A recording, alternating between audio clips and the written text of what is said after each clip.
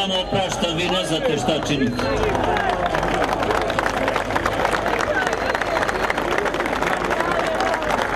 Srbija je odlučila, pregovarat će do kraja sa svima. Ili vi možda mislite da ja umem da procenim da li sam više tužan zbog toga što sam morao da pitam da bih ovde došao, ili bih bio više tužan da nisam došao.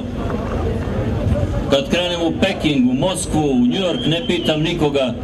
Kad krenem na srpsko Kosovo, pitam one koji o Kosovu ne znaju ništa, koji Kosovo ne razumeju uopšte.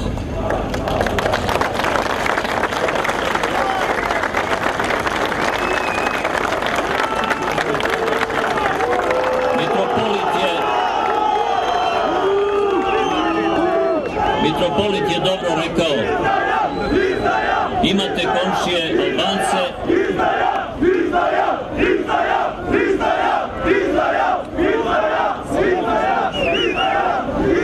ovo vam je dobro za strane kamere, a i za neke naše novinare koji će samo ovo da snime. Bezumnici. Tako, treba da pokažete na Kosovu i Metohiji da se još uvijek svađamo. Da ćete vi to najbolje da spašavate Kosovo i Metohiju.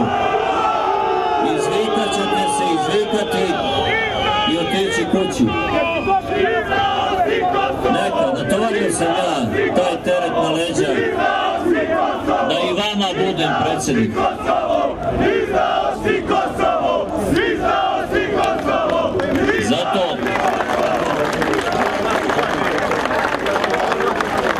Zato sam ja postao predsjednik, da biste vi svom predsjedniku rekli da je izdajnik. Pitam vas da ste nekom pre mene rekli da je izdajnik, šta bi se desilo sa vama? A nije vam bilo bolje.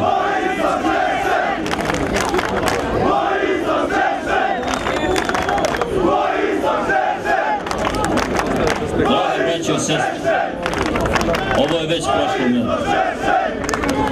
Zato vas molim, imajte poverenja u Srbiju. Iza gola. Ja nemam poverenja. A na vama je da odlučite i kako odlučite, tako će Srbija da se ponaša. Kada vas jednog dana vaša deca budu pitala šta ste učinili za Kosovo, vi recite onima koji su nam pomagali da tamo preživimo, govorili smo da su izdajnici. Mene je sramota pred ovim spomenikom da vas slušam.